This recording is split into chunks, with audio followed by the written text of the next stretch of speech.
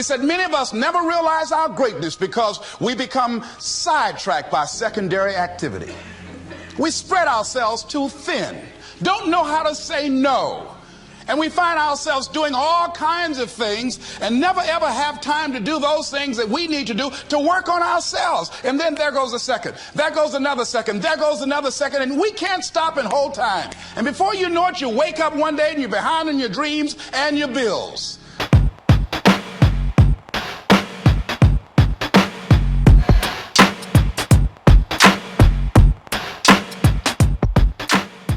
It is something I like to share some ideas and thoughts with you. I'm not asking that you believe anything that I say. I'm not asking that you agree with me. I'm merely asking that you stand on and in the conversation that we'll share with you this evening. And if there's something that I say that can fit and work for you, I say use it. If not, discard it and let it be. Is that all right? Yeah. Say, that's fair enough. Very good. All right. One of the things I have realized, and many of us have, that if you want something out of life, if you want to change yourself, if you want to acquire something, if there's some goal that you want to reach, that is really not easy as some people will make us feel. That living your dream, changing your behaviors, overcoming negative habits, it's challenging. It's hard. That living alone is just very difficult. And once we begin to come to grips with the fact that living is difficult, life is very challenging. I heard a song once by a guy named Dimples called, "If It Ain't One Thing, It's Another." I say to you, if it ain't one thing, it's 12 others. Always something. You will never ever have a problem-free moment in life. Somebody said, and I like this, that you either in a problem or just left one or headed toward one. Anybody found that to be so? Raise your hand if you know what I'm talking about. I mean, there's always something.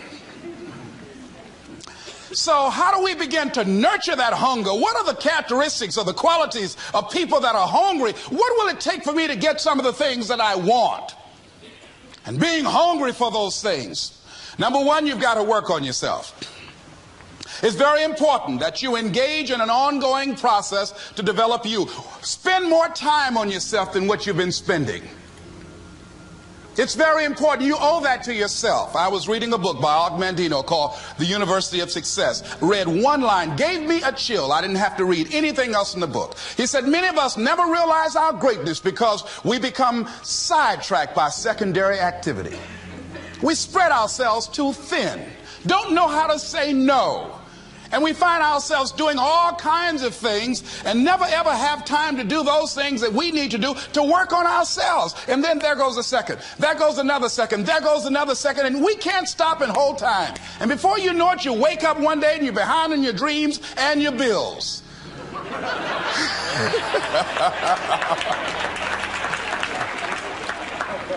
So decide that you're going to take some time to work on you, that you deserve that from yourself, that your life deserves some prime time because you are creating your own production. As Michael Todd would say, you are the star of your show. You are the director. You're writing the script. And you will determine whether your life is a smash office hit or flop. You determine that. Working on yourself, talking to yourself. That's so very important. Overcoming the negative conversation, that inner dialogue that's going on all the time, even when you don't want it to be there. You can't stop yourself right now from thinking. You can't do it. It's going on. And so learning how to empower yourself, part of doing that is standing up to yourself. You've got to stand up inside yourself sometimes and say, shut up. You've got to do this. I was going to give a presentation, and this voice inside of me saying, you can't do this. You don't have everything it takes. I shut up. Yeah, I'm behind on my bills, and you're telling me what I can't do. I have got to do it. You'll get scared sometimes. Your mind will go blank on you. Some people you will allow to unnerve you And you wonder, what's wrong with me? I'm not crazy. That's why you've got to learn to make a conscious, deliberate, determined effort to stand up inside yourself. Working on yourself, watching that inner dialogue, it will determine the quality of your life. I don't believe this. I know this. I've had a challenge of losing weight. I'm walking through the airport, this voice say, why don't you have some M&M peanuts? No!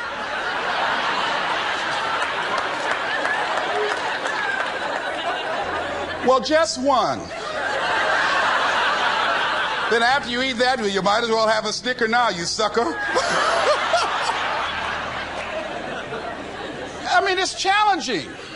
My mother fixed the kind of sweet potato pie you can't eat with your shoes on. Have to take your shoes off so you can wiggle your toes. It sticks on my fingers. It says, eat it. One little bite won't hurt. That voice, constantly. Little demons from Colonel Sanders driving my car in there. I had to say, no. I'll diet tomorrow. I saw a skinny man get hit by a truck. Had he had a little bit more weight, he might have lived, you know. Some of you know what I'm talking about. Raise your hand if you know that. That voice is awesome. So you have got to stand up to that voice. When you're working on something you want to achieve, you have got to stand up to that voice. You've got to sell yourself every day on your abilities, on what you're doing, on the goal that you want to reach. You've got to sell yourself every day, according to your level of belief. It will manifest itself in what you're doing. Whatever we have right now, whatever we're demonstrating in our lives, is a result of what we believe subconsciously that we deserve. And part of increasing that belief level is that you have got to convince yourself every day. You've got to sell yourself. I do a lot of training for many corporations, and I conduct sales seminars, and I've heard all kind of guys doing techniques and training people techniques of how to close sales and how to work with and begin to control the sale and how to ask for the close. Let me share something with you. You can learn all the techniques in the world. If you don't believe in yourself, it won't happen for you. I learned all of it. So that's why I do a training called Focus on the Seller. You've got to focus on you. And as you convince you, as you sell yourself every day, you will begin to see a difference in the things that you're doing. Selling yourself on your ability to perform a job, to achieve a certain objective. Telling yourself every day, here I go again. And I got what it takes. This is my day. And nothing out here is going to stop me. And when you go out there, life say, come over here. Say it again. Well, I'll be back tomorrow. That brings me to the next thing. It takes courage to act. Part of being hungry when you've been defeated, it takes courage to start over again. I used to do door-to-door sales, and I was working with another friend of mine, and door-to-door sales, I mean, it's punishing. It's cruel and unusual punishment. And I was a little boy knocking on the door. Hello, would you like to buy a nice working television set? No money down? No! Bam! They slammed the door in your face. And the friend of mine that was working with me, they slammed the door in his face, and I looked back, and he was going to the car. He said, I can't do this. And he sat down in the car.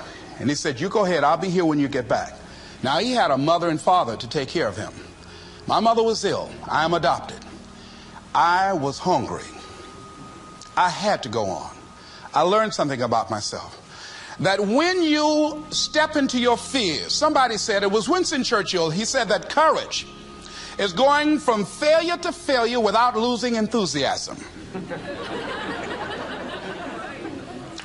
When you step into your fears and continue to push yourself to go on, something happens for you. It will enable you to transcend yourself. I went to the next store. You like to buy a nice working television? No! Bam! Went to the next one. No! Bam! After a while, I no longer took it personal.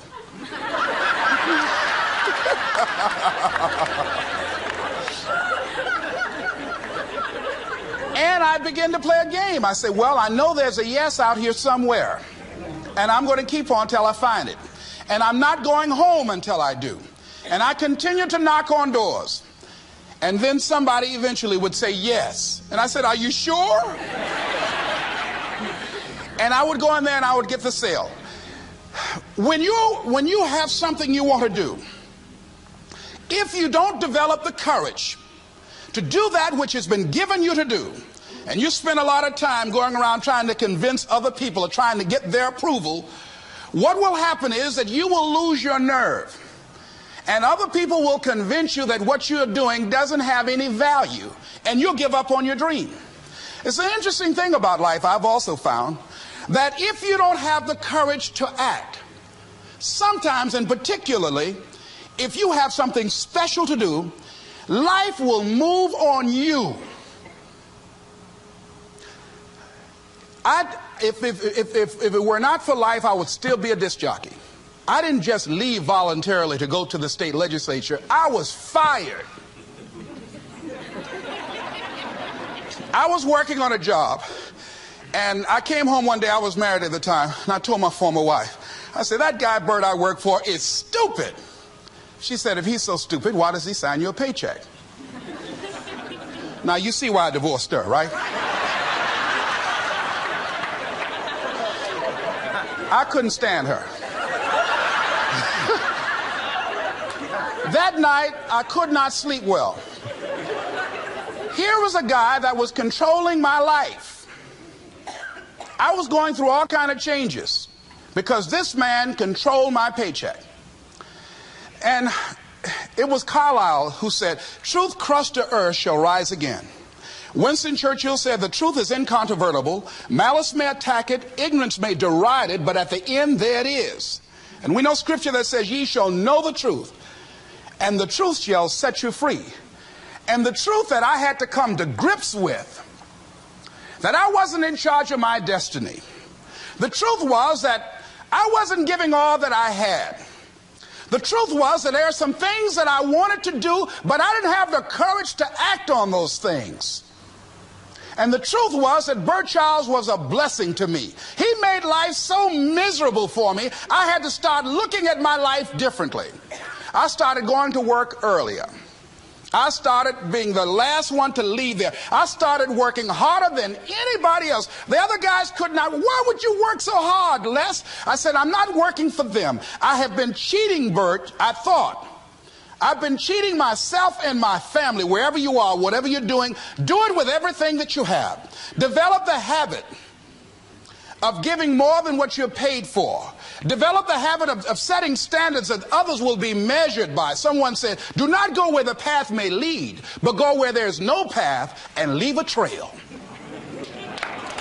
All right? It is easy to be negative today.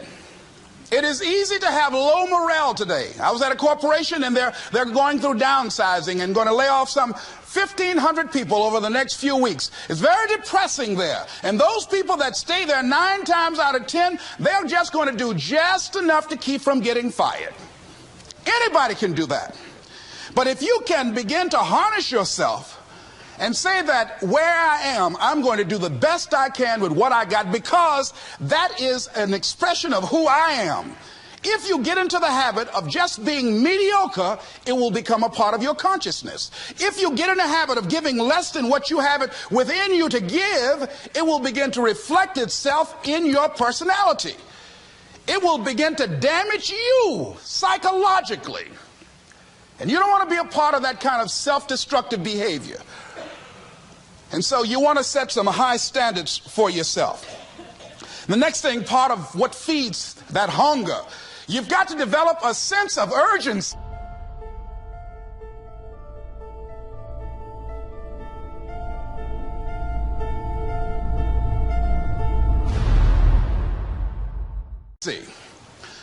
Aurelia said, stop living your life like you have 1,000 years to live.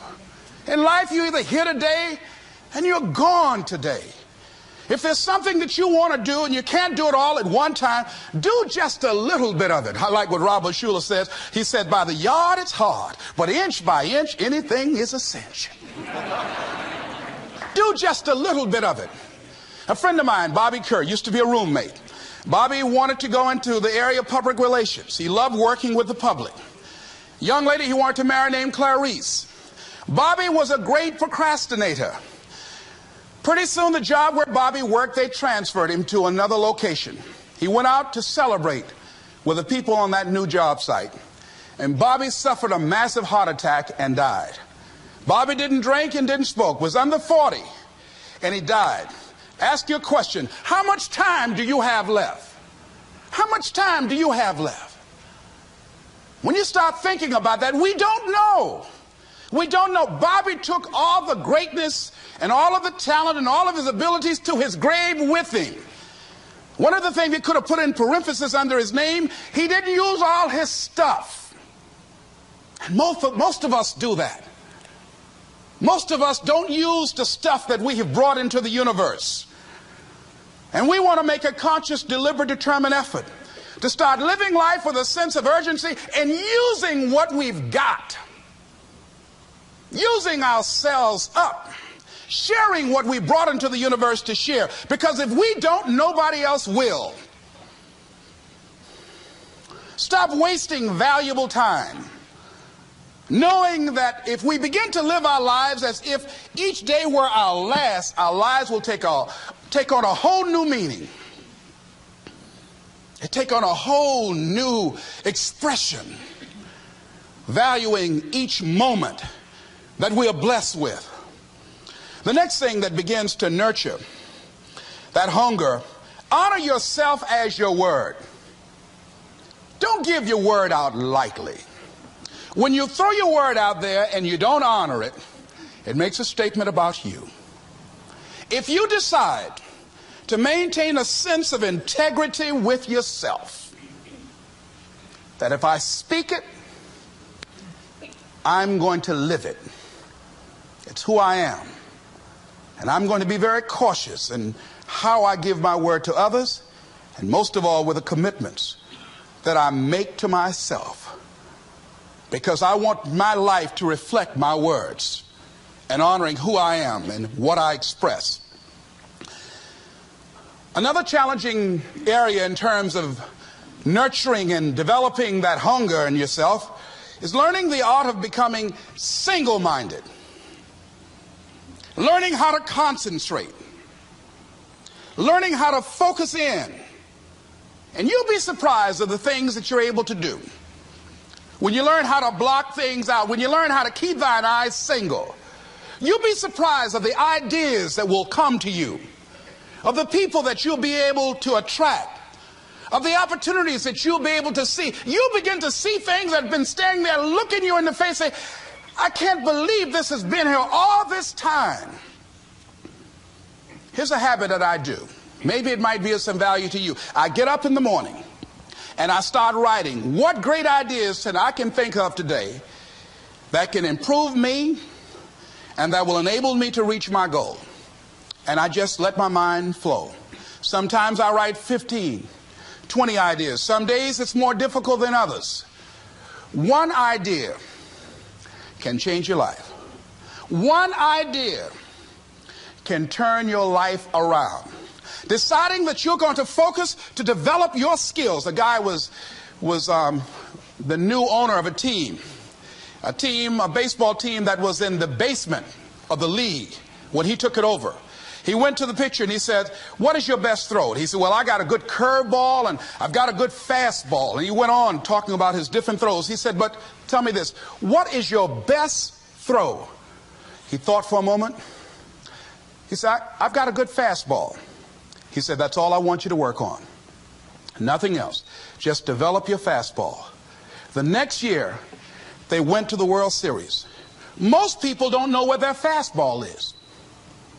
Most people go through life never discovering what their talents are. Most people never develop their talents.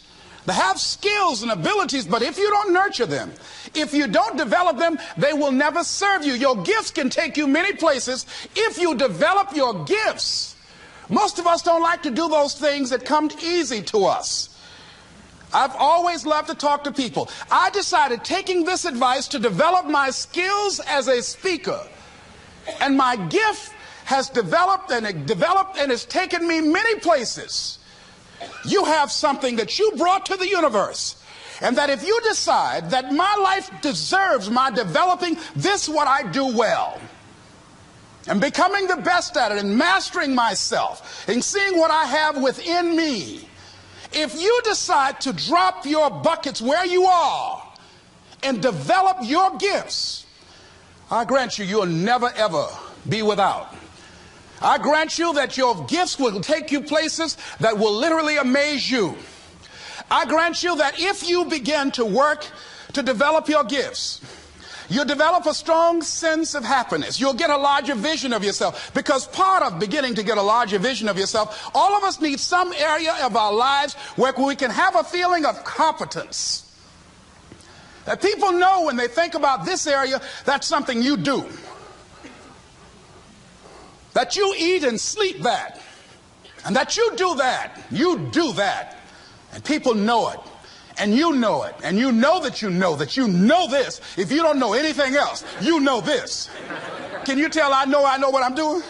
Oh, hello. You know this. So you've got to work on it. When other folk are having a good time, you've got to have the strength of character to concentrate, to read, to digest information.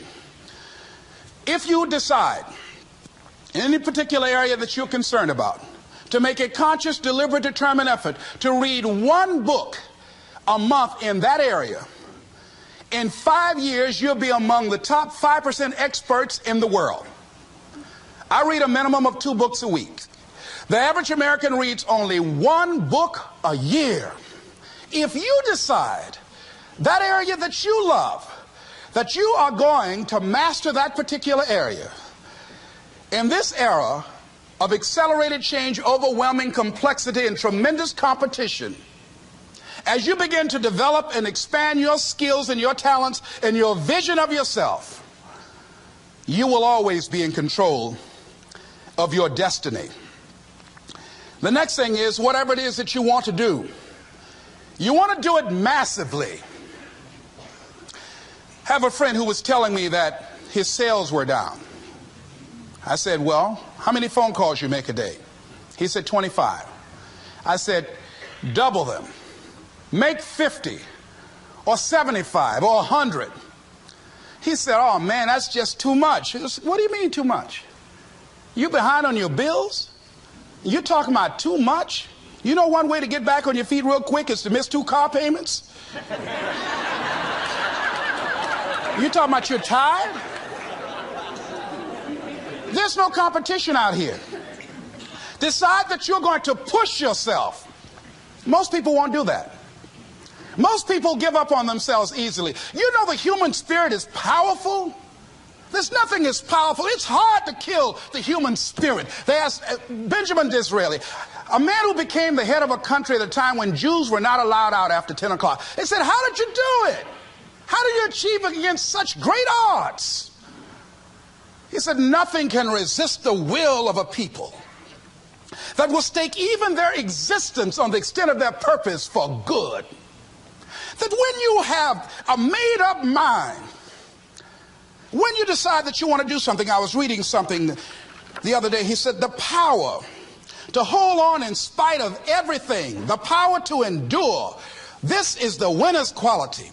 The hunger, the ability to face defeat again and again without giving up. This is a winner's quality. You have that quality within you. When you're hungry, you don't care about the facts. You don't care about the odds. Doug Williams played for the Washington Redskins, quarterback. John Elway of the Denver Broncos in the Super Bowl. Everybody was talking about Elway. After the Super Bowl, when Doug Williams made a historic passing game, they asked him, said, how were you able, in spite of all of the negative publicity saying that you couldn't win, how did you do it? He said, I ignored my critics. I just didn't pay any attention to them. I ignored myself because they kept on saying it so much. There were times I doubted whether or not I can do what I needed to do. There's a Doug Williams in everybody here. There's greatness in you. And you've got to learn how to tune out the critics outside and the critic inside. And since I'm going to do this, I'm going to harness my will. And I'm not going to let anything stop me. I deserve this. I'm going to do it until. And this friend, I told him, said, start increasing your calls. I said, I make 100 calls a day. I got a callus in my ear. My ear kind of dark. You can't see it, but it's there.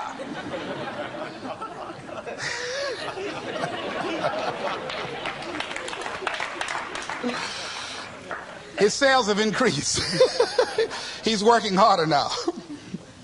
The other thing is that if you want something, you have got to be relentless. You've got to learn how to become resourceful. You've got to learn how to become creative. When crises strike in your life, and in the Chinese language, crises mean danger, but it also means opportunity. And this is an opportunity for you to grow. And you've got to be so relentless, regardless of what comes down the pike, that you're always looking for a way to get over, always looking for a way that you can break through, always looking for a way that you can win.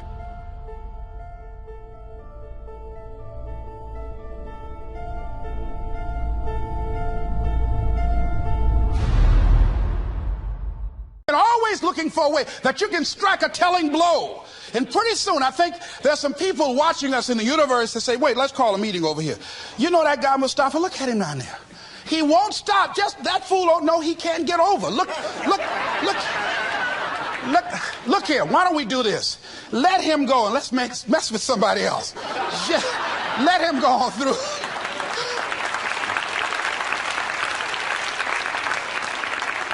Life will just get tired of whipping you sometimes. And just say, let's just let this one go. I believe this. Now, no one has told me this, but I just kept on kicking. I didn't have sense enough to stop. I was intelligently ignorant. I didn't know what I couldn't do.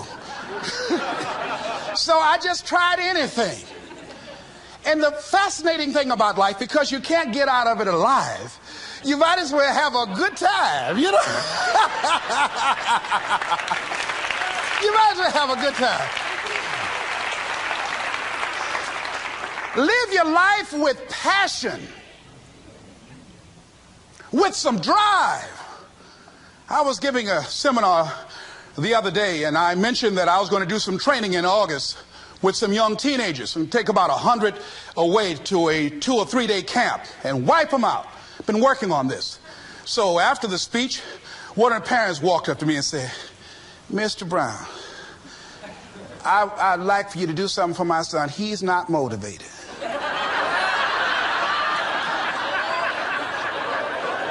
I said, I wonder why.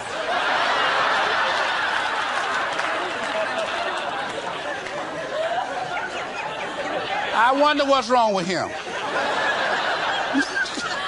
He had no fire whatsoever. See, what you do speaks so loudly folk can't hear what you're saying. And so if you don't have any fire, you know, you've got to watch the people, the relationships that you develop. Have people of kindred mindsets.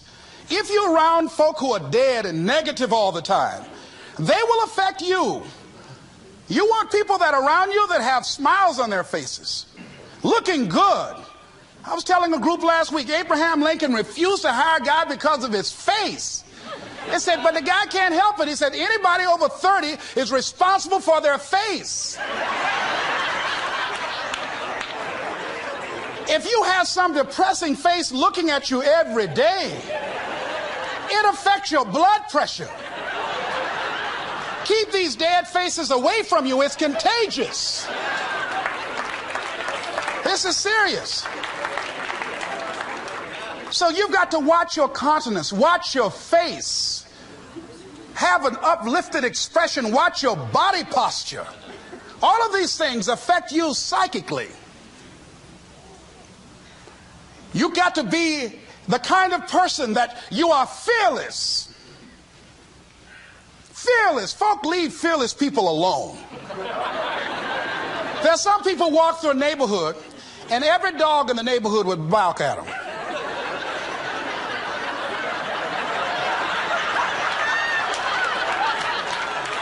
But there's some people come through and ain't nobody gonna mess with this.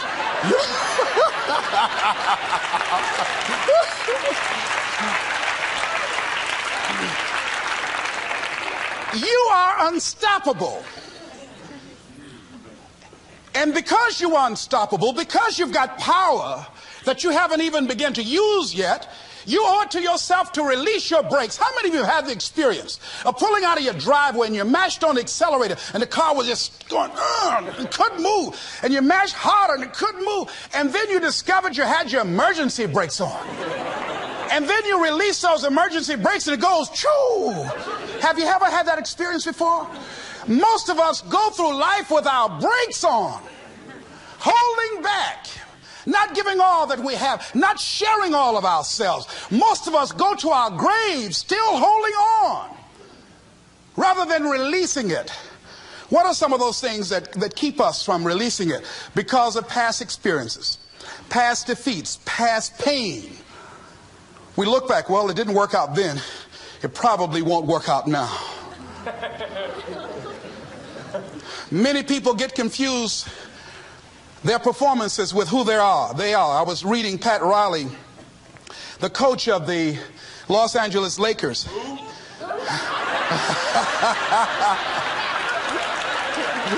But you're going to like this quote here. After the Trailblazers had blown them out of the water, and I'm sure he said this last night, they asked him, how do you feel? He said, tonight we were exposed for what we are right now. You see? That if my speech tonight doesn't work, it doesn't mean that I'm a bad speaker. It means that what I did didn't work tonight. And I've got to separate what I do from who I am. And I've got another shot. See, the last chapter to your life has not been written yet, and it doesn't matter about what happened yesterday. It doesn't matter about the things that you've done that you feel guilty about. If you wouldn't do it today, you're convicting an innocent person. You've been reborn to a new state of consciousness. And as they say, if we knew better, we would do better.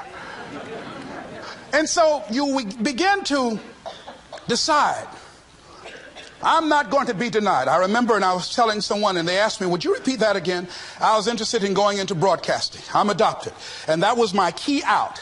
I wanted to make my mama proud of me. I was very much appreciative of what she's done for my brother and sister and I. And that was my way out. And I went over to a radio station, asked a guy and told him that I was interested in broadcasting. He looked at me in my straw hat and my overalls. He said, you have any broadcasting background? I said, no, sir, I don't. What do you do? I cut grass. Young ladies asked me what kind of work I do, and I was working on a garbage truck. I say, well, I'm a sanitary technician. He said, we don't have any job for you. I decided that was something I was going to do. I decided I'm unstoppable.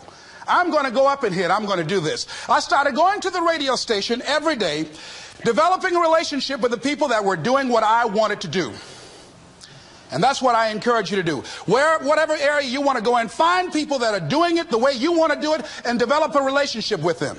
When I decided to go in this area, I wrote letters to Dr. Norman Vincent Peale, to Zig Ziglar, to Dennis Waitley, all of the giants in this area. And I said, this is something I want to do. I've been following your career. Would you help me? Dr. Norman Vincent Peale answered my letter, did an article on me, wrote about me in the most recent book that he issued, and done many broadcasts about me. I'd wanted to develop a relationship and rapport with those people that were achieving those things that I wanted to achieve. By the same token, I would go to the radio station, and I developed a relationship with the guys. And they used me as an errand boy when they needed some food or someone to go pick up entertainers that came into town. Temptation singing My Girl, Jerry Butler singing For Your Precious Love, Sam Cooke singing Darling You Send Me. I would pick up the entertainers at the airport and drive them around in the disc jockeys, big Cadillacs. They didn't have any driver's license, but I was acting like I had some.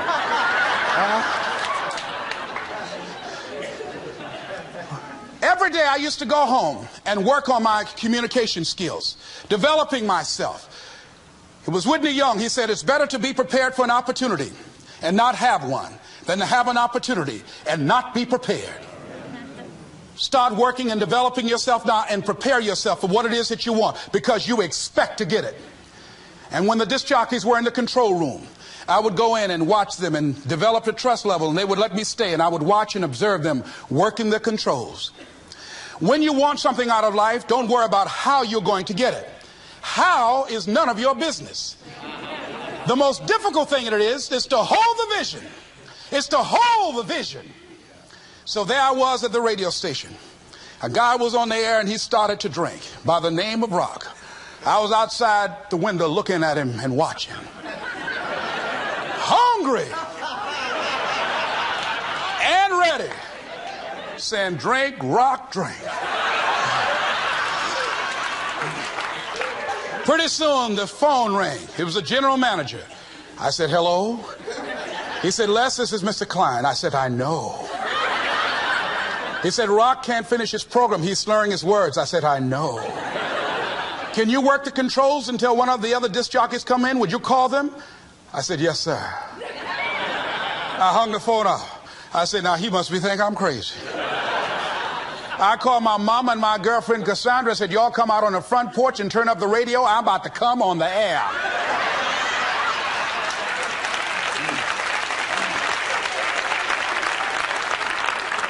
I waited about 15 minutes. I called him back. I said, Mr. Klein, I can't find nobody. He said, well, why don't you go in there and work the controls until they get there? And don't say nothing here. I said, yes, sir. I couldn't wait to sit down at that turntable, Mustafa. I said, look out, this is me, LB, Triple P, Les Brown, your platter playing Papa. There were none before me, and there will be none after me. Therefore, that makes me the one and only. Young and single and love to mingle, certified, bona fide, indubitably qualified to bring you satisfaction and a whole lot of action. Look out, baby, I'm your love man. I was hungry.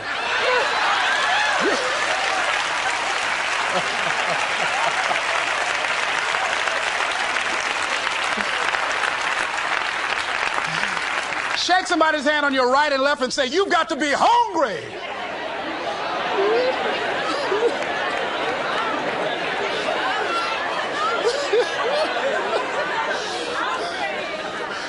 Boy, y'all something else. You hear me? You want to be persistent about what it is that you want to achieve. Alexander Graham Bell said, what this power is, I cannot say. All I know is that it exists, and it becomes available only when a man or a woman is in that state of mind in which he or she knows exactly what he or she wants and is fully determined not to quit until they find it.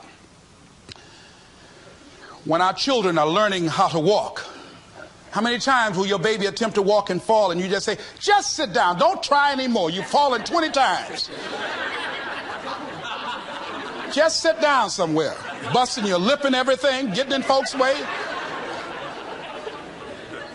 When will a baby walk? It will walk when it walks. That's when it will walk. Les, when will you be known nationally as the motivator? I will be known when I'm known. That's when I'll be known. Don't get caught up in, well, I've tried it 4 or 5 times and things didn't work out. If there's something that you want and you're hungry for it, you've got to do whatever is necessary until. And when you give the best you can and that's not enough, you must do what is required. And don't give up on yourself. Don't throw the towel in so quickly. Many people give up on the 1-yard line, where if they have the determination just to keep on knocking. It's a funny thing about life. If you're home one day and someone is knocking on the door and you say, I don't want to be bothered today, and if that person just keep on knocking, say, can you believe that fool's still knocking? Pretty soon you say, what is it? What do you want? And that's how you've got to be about your dream. Some people, well, I guess ain't nobody home. I knocked on the door, but nobody came. I heard the television on and people were moving around, but I guess opportunity probably went out the back door. Oh, no. See, life is not just that simple. It's not that cut and dry. And that's why most people never realize their personal greatness, because they're casual about life. And when you're casual about life, you will end up a casualty. Life is serious business. So I encourage you to be persistent, to not decide that, well, I've done the best I can. I guess I just can't have it. Don't make that decision. Many of us make premature decisions about ourselves. Calvin Coolidge said something, a man who was a president that was not known for his eloquence or making any historical decisions, but something he wrote about persistence. And he says, press on. Nothing can take the place of persistence. Talent will not. The world is full of unsuccessful people with talent. Genius will not. Unrewarded genius is almost a proverb. Education alone will not. The world is full of educated derelicts. Persistence and determination alone are omnipotent. There's a person that is the embodiment of persistence and determination. A person who decided that some time ago that I'm not going to take anything to my grave with me. I'm going to use myself up, and I'm going to give and give and give until my last breath. This summer, I'm going to be working for her and with her, doing training, teaching young people techniques and strategies on how to manifest their personal greatness, teaching them techniques and strategies that will change them at the subconscious level, changing their value systems, and let them see the major role they can play in society. Let's give Mrs. Rosa Parks a round of applause, if you please.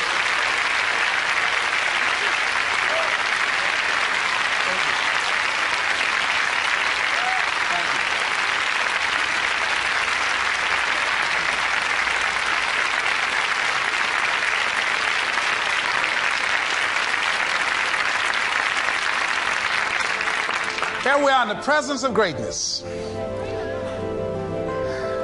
Mrs. Parks, people over here couldn't see you. Would you come up? Could you? She's such a beautiful person.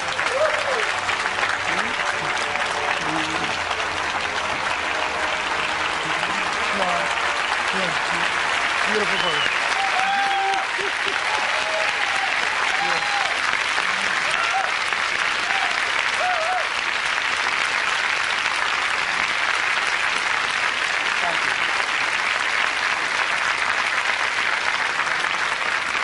I encourage you to see Mrs. Parks and Mrs. Elaine Steele about the Rosa and Raymond Parks Institute for Self-Development. If you're interested in your children participating in that, they have some information over here to share with you.